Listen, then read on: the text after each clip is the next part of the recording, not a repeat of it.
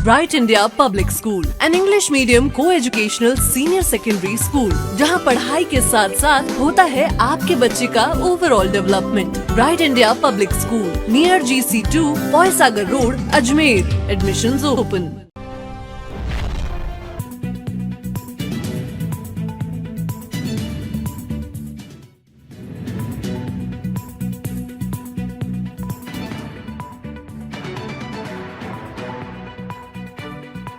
अजमेर ऐतिहासिक, सांस्कृतिक और आध्यात्मिक नगरी रही है। पृथ्वीराज चौहान से लेकर के अजमेर का नाम एक राजधानी बनने की प्रक्रिया में था, लेकिन आज उसके विकास की ओर नई गति आनी शुरू हुई है, नए पंख लगने शुरू हुए हैं। उस दृष्टि से हर क्षेत्र के अंदर एक एक कदम हमने आगे बढ़ाया है। यहाँ पर पानी की समस्या अधिक रहती थी, उसके लिए भी लगभग यहाँ पे 600-650 करोड़ रुपए की स्वीकृति हुई है। और साथ में यहाँ पर जो ERCP की दृष्टि से भी पानी यहाँ के उस मोहन सागर में आएगा और वहाँ से अजमेर में भी फाई सागर के साथ भी जुड़ेगा। उस दृष्टि से पानी की कमी को दूर करने के लिए और डिस्ट्रीब्यूशन सिस्टम को इम्प्रूव करने के लिए भी योजनाएं बनी हैं। और फाई सागर से तो तात्कालिक उसकी व्यवस्था हमने शुरू कर दी है। परिवहन की दृष्टि से अजमेर 50 साल पुराना बस स्टैंड रहा है, उसमें लगभग 40 करोड़ की लागत से नया बस स्टैंड बनने जा रहा है। और शैक्षिक नगरी की दृष्टि से जिसकी चर्चा की, शैक्षिक दृष्टि से शायद 1987 के बाद नया पहला विश्वविद्यालय अजमेर में बनने जा रहा है। उसके साथ IT पार्क भी उद्योग और रोजगार की दृष्टि से बनेगा। यहाँ का इंजीनियरिंग कॉलेज भी IIT की तर्ज पर, उसमें लगभग 100 से 150 करोड़ बनेगा। चिकित्सा सुविधाओं में आगे बढ़े उसके लिए यहाँ पर अपना सुपर स्पेशलिटी ब्लॉक भी 200 करोड़ की लागत से बनने जा रहा है। तो चिकित्सा, शिक्षा, पानी और रोज़गार, उन चारों की दृष्टि से हम आगे बढ़ें। इतिहास की दृष्टि से म्यूज़ियम में सारी यहाँ की ऐतिहासिक चीज़ें दिखाई जाएँ, उसके लिए 3.5 करोड़ की योजना से बनी। रोपवे आगे बढ़ा है, जिसके आधार पे चामुंडा माता पे एक रोपवे बनेगा। और साथ के अंदर लेपर्ड सफारी, जो शायद राजस्थान में एक आध जगह ही है, तो उससे पर्यटन भी आएंगे। तो अजय सर की ओर वो बन रहा है। स्पोर्ट्स की दृष्टि से स्पोर्ट्स कॉलेज काजीपुरा में माननीय मंत्री जी ने उसकी घोषणा की है। एथलेटिक एकेडमी पटेल मैदान में घोषित हुआ है। मैं समझता हूँ लगातार यदि पहले ही बजट में माननीय मुख्यमंत्री जी ने इतनी सारी घोषणाएँ जो की हैं, ये अजमेर को सौगातें दी हैं, मैं उनको भी धन्यवाद देता हूँ।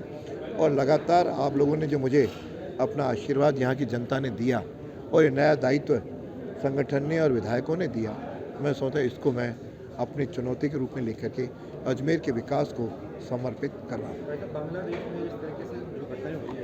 देखिए, माननीय श्री वासुदेव जी देवनानी के विधानसभा अध्यक्ष बनने के बाद, और चूँकि विधानसभा का ये पहला बजट सत्र था, इस बजट सत्र में जिस प्रकार की ऐतिहासिक घोषणाएं, और न केवल घोषणाएं, उन योजनाओं को धरातल पर मूर्त रूप देने का काम प्रारंभ हो चुका। ये सब होने के बाद और विधानसभा के अंदर जिस प्रकार के नवाचार, क्योंकि माननीय वासुदेव देवनानी साहब नवाचारों के लिए जाने जाते हैं, चाहे वो पहले वो शिक्षा मंत्री रहे तब नवाचारों की बात करें, या वर्तमान में जिस प्रकार से विधानसभा अध्यक्ष रहते हुए उन्होंने विधानसभा के अंदर जिस प्रकार से आम जनता के लिए म्यूज़ियम को खोलना, विधानसभा की कार्रवाई के लिए हम सब जो है इस विद्यालयों के बच्चों को वहाँ पर आमंत्रित करना। अभी हम सब ने देखा कि जिस प्रकार से युवा संसद होती है, ठीक उसी प्रकार से विधानसभा के अंदर भी एक संसद सत्र में विभिन्न जो विद्यालय हैं और महाविद्यालय, उनके बच्चों को आमंत्रित किया और एक सत्र चला। और इसी प्रकार से विधानसभा के अंदर लगातार नवाचार करते हुए ये उस ठीक बजट सत्र की समाप्ति के बाद आज पहली बार उन्होंने पत्रकारों के साथ एक आपसी साथ बैठ कर के संवाद किया। और उसमें जिस प्रकार से अजमेर के लिए उनके प्रयासों के माध्यम से जिस प्रकार से पेयजल समस्या का स्थायी समाधान करने की बात हो, चाहे हमारे अजमेर को IT पार्क, जो हमारे युवाओं के रोजगार के लिए बहुत मील का पत्थर साबित होगा, चाहे आयुर्वेदिक यूनिवर्सिटी की बात हो, यानी जिस प्रकार से बहुत सारी सौगातें अजमेर के लिए उन्होंने दी, उन सब के बारे में उन पत्रकारों के साथ सीधा संवाद किया।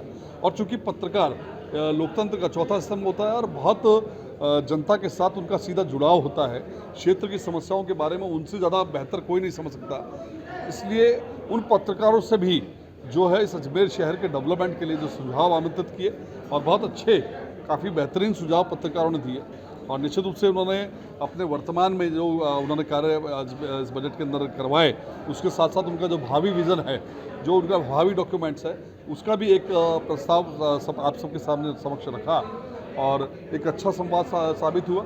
मैं निश्चित रूप से इस बात के लिए बधाई देता हूँ कि चूँकि राजनेता होते हुए और चूँकि संवैधानिक पद पर वो हैं, उसके बाद भी क्षेत्र की जनता, क्षेत्र के विकास और क्षेत्र की मीडिया के साथ बैठ कर के जिस प्रकार के संवाद का उन्होंने प्रारंभ किया है, ये अनवरत चलता रहेगा तो निश्चित रूप से अजमेर को उसका बहुत लाभ मिलेगा। देश, दुनिया और शहर की खबरों की जानकारी के लिए देखते रहिए मरुधरा टुडे। मरुधरा टुडे के चैनल को सब्सक्राइब करें, नीचे दिए गए बेल आइकन को प्रेस कर लाइक, कमेंट और शेयर करें।